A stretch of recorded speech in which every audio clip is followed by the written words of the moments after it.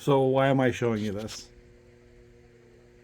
Because I went to the Binghamton Train show today that they have at the American Legion. And, you know, I went down there with a budget of saying I'm going to spend less than $100. But I brought down some stuff to sort of horse trade around too. And ended up with this Williams and a couple other things that I horse traded into. And coming home with an extra $100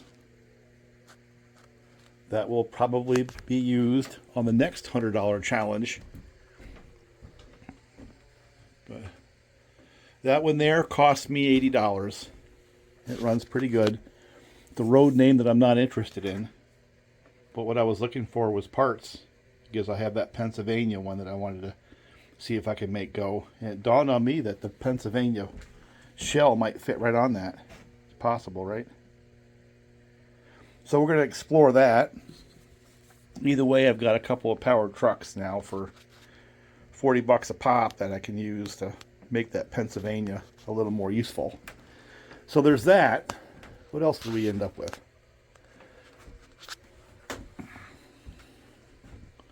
Well, another one of these. And this was a pure horse trade. I like these little things. He wanted 50 for it, and I guess when I did my horse trade, I got roughly the same $50, I guess. I guess I got 70 because he gave me $20 back. So for $70, I traded away one of my Conrails. Right? Does it really matter? I mean, it's not why you go down there. I mean, yeah, the money does play a part, but I was more interested in other things. And the last one I got is down the bottom shelf here. And I basically horse traded with my son on this one. And that is this Reading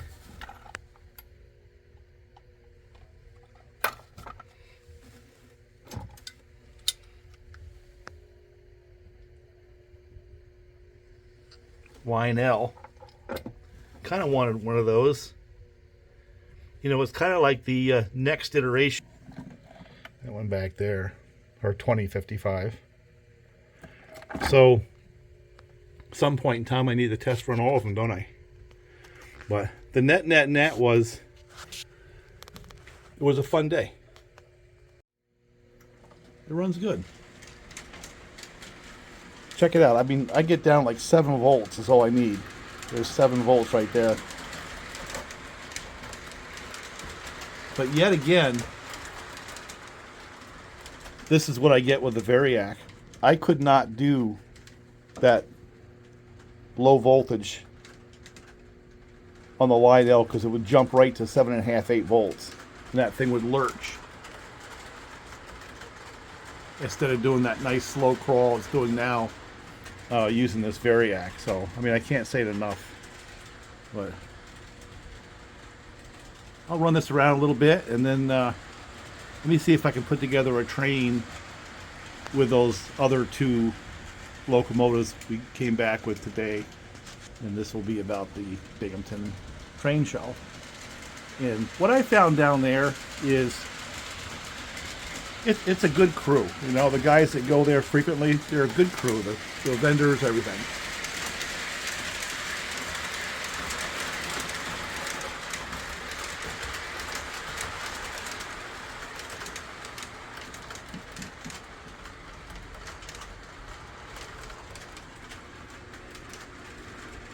No amps. Look at that. Almost 0 amps. Very, very good running locomotive that Williams is right there. I like it. Don't like the shell, but I like it as a chassis.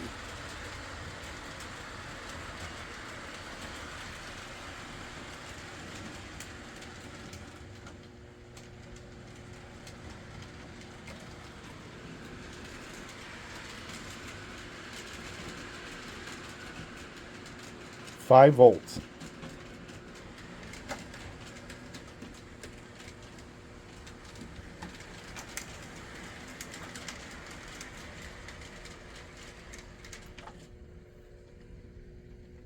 That's really cool.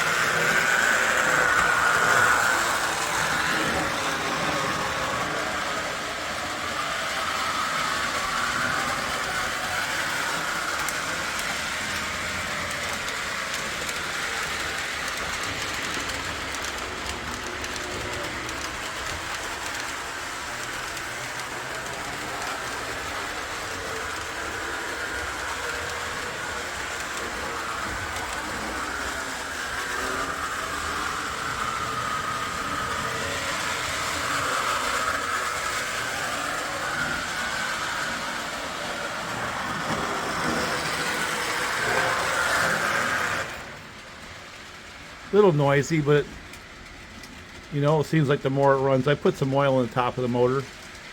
I'm gonna have to pull the armature out and put some at the bottom, but I think that'll clean right up.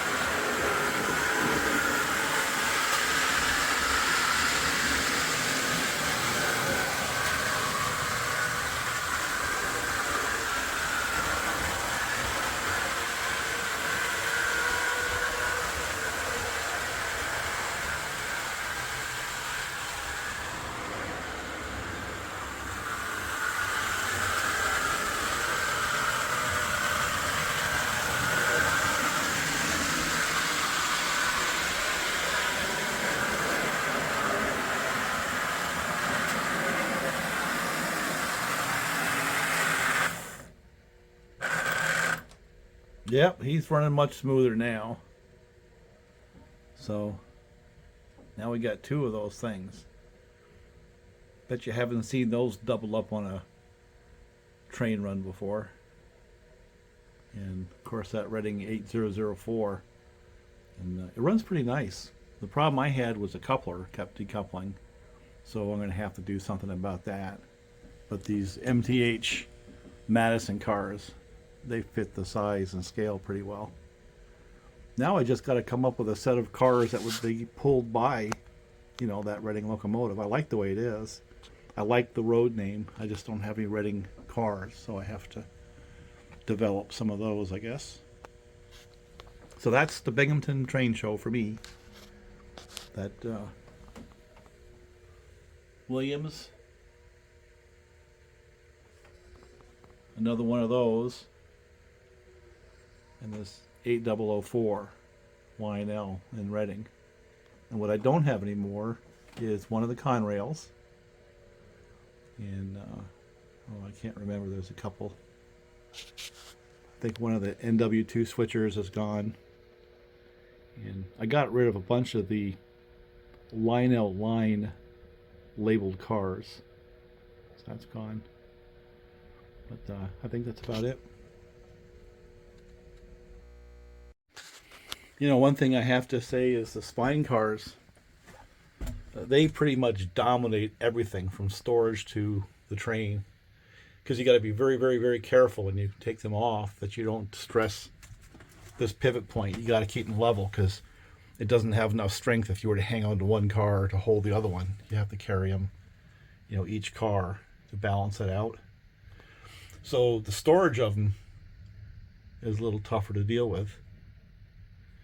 You know, I'm going to come up with a shelf just for them. So anyway.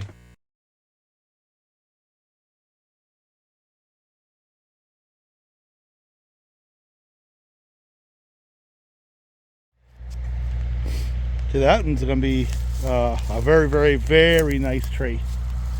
I see 1, 2 saw logs for sure, and the face cut, it was far enough away it's not in the heartwood. But anyway, let's see what this thing does.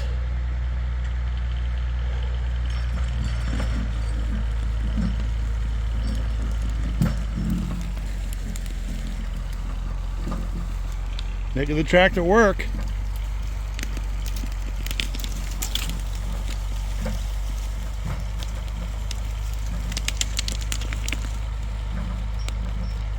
Yeah, that little tree's gone. Let's see if keep it from hitting the tractor.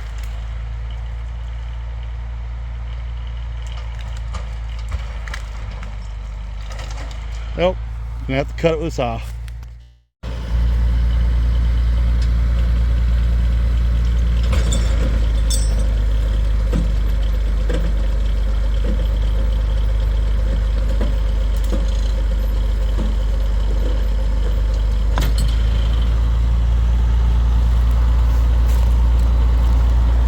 Get it out of here. Well, my day is done. I got stuck on this one log. It took me about an hour and a half to get that one out of there. So I only took out 6 today, skidding this afternoon, in about 5 hours. That really is not a good metric, but it's what happens sometimes. You know, I've said it for a long time. Getting them on the landing is often a whole lot harder than getting them on the ground, you know, felling them. So